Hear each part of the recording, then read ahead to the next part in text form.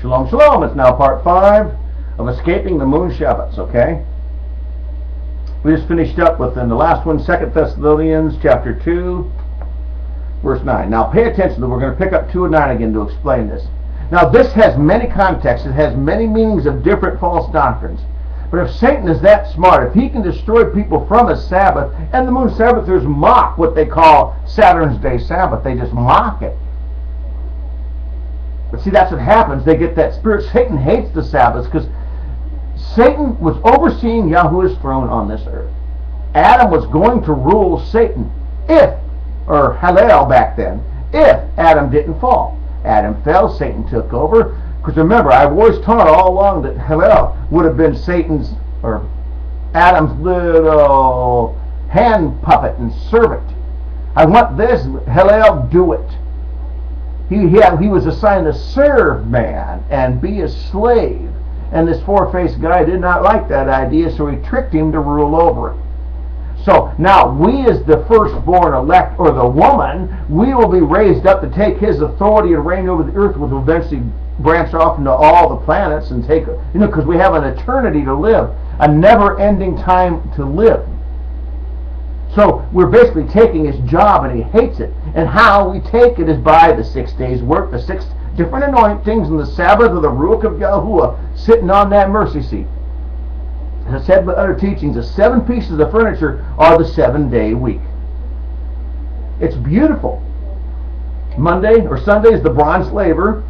You burn your insides after it's been washed. You cut off your head. Now you gain wisdom by putting your headship down and washing your insides and getting you out of the way on that bronze altar.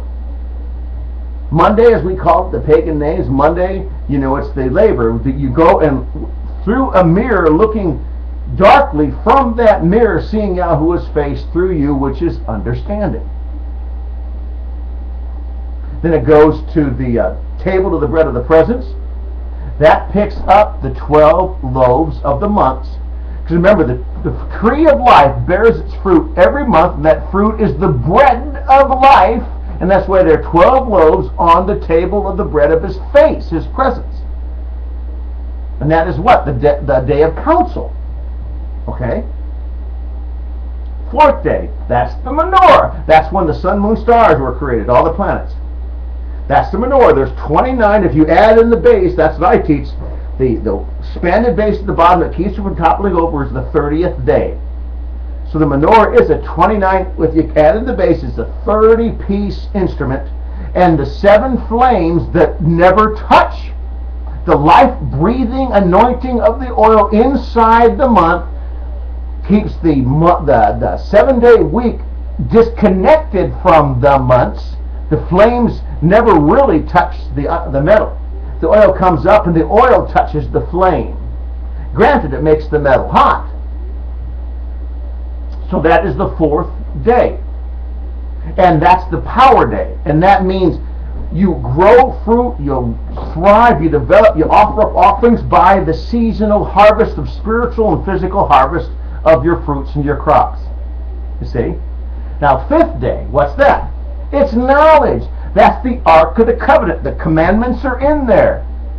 The Ark of the Covenant with the ribs for the house, the size of the Ark of the ribs of the house. We get together. Remember how the Ark had all the extra Torah put in a shelf on the side, and only the plates were on the inside? That is the knowledge of Yahuwah. And in the Shabbat, when you stop what you're doing, now listen, when you stop what you're doing and you sit with him on that seat resting, that's a seat. He rests on the Shabbat. See? And the altar of incense, of course, we'll back up a little bit. The altar of incense is the offering of prayer. There's 4 horns on it too, but it's the offering of the prayers, and that same smoke from those incense fixings go in there and smoke over the altar of incense of the Shabbat, that we're not destroyed when we enter into his presence. So even all the furniture is the 7-day week. It's a constant 7-day week teaching. And that's how we know him. Now listen to this verse. Since I've laid that second foundation, hear this. 2 Thessalonians 2:9. And again, I teach the parties, the soul, spirit, joint, and marrow. There's always multiple levels to the word. This is how you're going to know him. Even though who's coming of this thing is coming after workings of Satan with all power, signs, and lying wonders. Go and search out the moon Sabbath sites. Study them out. You'll see the power behind them. It's all lying wonders. 3 months in a row, what's that? The lunarsabbath.com or... No, I'm forgetting what that was. I can't think of it. With all deceivableness and all unrighteousness in them that are dying. They're not called or they wouldn't fall to it. Some might just be testing it. I had to go in there and test it. I opened up my heart. Father, I'm gonna find this out. I have to prove all things. I'm gonna prove it out, and I found it false. So with all deceivableness of the spirit, of all unrighteousness, and them that perish, because they received not the love of the truth, going back to the Shemaim. There was not a planet made when the earth was made. And when the planets were made, why would the Father start the conjunction moon day 4 days into the Sabbath week? It's a picture saying the Sabbath week has nothing to do with the month's cycles. Yes, they flow right along with each other, but they're not connected. The Sabbath month's days are already named. The days of the month are already numbered. 1 through 30. They're already numbered. You can't have 4 7s from 1 through 30. It's impossible. 1, 2, 3, 4, 5, 6, 7. No, you can only have 1 7 through a month. 1 7. 1 7. So if you're going to keep a moon Sabbath, at least be honest with him and only keep the 7th day of the month. Keep 1 Sabbath a month, and then you have legitimacy. You'll still be roasted in the lake of fire, but you'll still be a little bit more legitimate than believing the lunar Sabbath live every 7 days. Now, for this cause, Elohim will send them a strong delusion. That's why they believe it. Their souls are sold on it. You couldn't convince them to go the other way if your life depended on it. So he will cause, Yahuwah will cause them to send them that strong delusion. They should believe the lie, that they all might be condemned who believe not the truth of the Shemaim. He didn't put a planet in the sky before the earth. Now, he made the earth after the dark vastness of space, and then the planets came later. How could the 7-day week have anything to do? It's right there. You don't have to go any farther than Burr 1 to figure out what the Sabbath week is. They say, well, how do you know? He's already said the Ruach of wisdom, knowledge, understanding. You learn him. He testifies to each day of the week, and he reverts back to the first one. But if they don't know him, they don't understand. I'm not boasting. I'm fearing for these guys. I'm grieving for them. For this cause, Yahuwah will send them that strong delusion that they should believe the lie. There it is. That they might be condemned who do not believe the truth of the Shemaim. It's so simple. Yahusha said, if you come to the kingdom as the mind of a child, you come to me with an intellect, I'm going to make a fool of it, is what he's saying. It's not that we have to be intelligent, but we have to come to him. The scripture says this, that's what we do. They might be condemned who believed not the truth, but they had pleasure in wickedness. That pretty much covers it there. Now, let's do a little foundation building, okay? Exodus 20, please.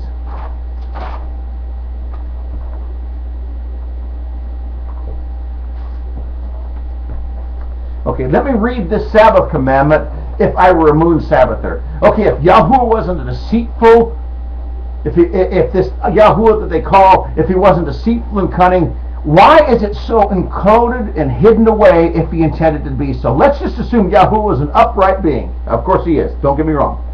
Let's just say the Father did not hide the moon Sabbath and he intended it to be so. This is how this commandment would be. Remember the Shabbat day to keep it kadosh. 6 days you will labor and do all of your work. When you see the moon conjunct in to the day when it disappears out of the sky, that is your final Sabbath. Now, the new moon is a non-count day. You don't count that into the cycle of the week. Now, after that last Sabbath day when the moon's dark, you have to wait for the next day to go all by itself. You celebrate my new moon time. I keep a non-lunar Sabbath, and I do the new moons myself. I do keep the new moons. They're not Sabbath binding with the Sabbath rules, but we spend all day fellowshipping with them in the saint. It's a time of gathering without the Sabbath rules. The only thing I found, don't buy and sell. We can cook, we can eat, there's no restrictions besides buying and selling and just fellowshipping with him. Again, I'm reading this, the Father wasn't trying to hide his Sabbath, okay? 6 days you will labor, do all thy work. Now, as the months cycles teach the moon, and the last, you'll watch the cycle, when the moon goes into the first conjuncted moon, that is your last Sabbath of the month. Then the new moon you come to fellowship with me. You don't count the new moon within the cycle. Then you begin, after the new moon is over, to count to 7 again. 1, 2, 3, 4, 5, 6, 7. And the 8th day of the month, at the conjunction, again, bear with me, some do by the sighting. There's like 4 ways. I'm just giving the conjunction as an example, okay? So, on the 8th day of that month, past the new, or the conjuncted moon, Yahuwah is saying,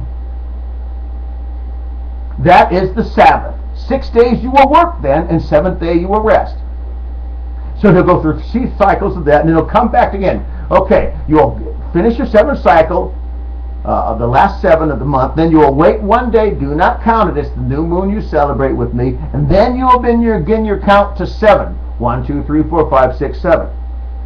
Then that is the 7th day again. So that's, if he was going to teach the moon Sabbath, this is where he would have taught it. Okay?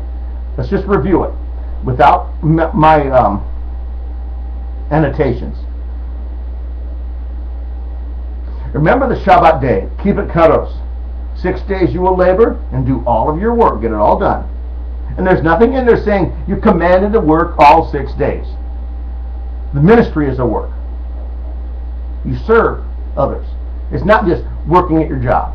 I'm in my independent contractor. I don't work all 6 days of the week. Okay, but the 7th day is a Shabbat of Yahuwah Elohim. Look how simple it is. In it, you will not work, do any work. You, your son, your daughter, your manservant, your maidservant, your cattle, your stranger that's within your gates. That's under your control. Like you have a business, you have employees that work, you're breaking the Sabbath. Within your authority, gates, under your power. For 6 days, he's going back to the creation week. For 6 days, Yahuwah made the heavens and the earth and the sea. Heaven, earth, and sea. And all that was in them, he rested on the 7th day. Wherefore Yahuwah blessed the 7th day, and he set it apart. And there's 6 days, 7th day. 6 days, 7th day. It's simple. Now,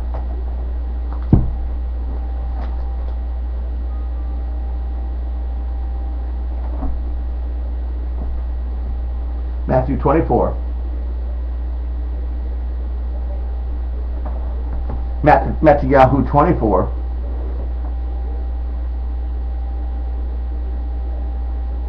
This sort of picks up right the context where we're leaving off, family. Verse 9, 24 verse 9.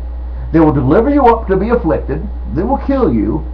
And that's spiritual. If you read the Sod and the Drash and the Remez with it, they will kill you. They attempt to steal you into a false Sabbath. They want to spiritually kill you. Just because they said they will kill doesn't mean they want to physically kill you. I have people who are called friends in the faith. If I would start yielding to what they're teaching me, they would basically kill me. If I say, okay, I believe what you say, I'll start doing it, then I'm dead. There's a spiritual meaning with everything. Okay? It will kill you, and you will be hated by all nations for my name's sake. And that's demonic nations too. Mountains and hills are demonic nations, as well as Malachim. It's not just physical. There's a spirit world out there. This is what we see here is maybe 2% of what we're dealing with. And they will be offended, and betray one another, will hate one another. And many false prophets will arise and deceive many. Now, because of lawlessness, all you need to do, remember, Yaakov said, if you break one law, you've broken them all. You break one thing of the Torah, it's all broken. Because of lawlessness is abounding, the love of many will wax cold. But he endures to the end. He is the one who will be saved. That's a converted end too. Now this good news of the government shall be preached unto all the world for a witness unto the nations. Then the end will come. I've got to start another side. Pardon me. Right back, okay?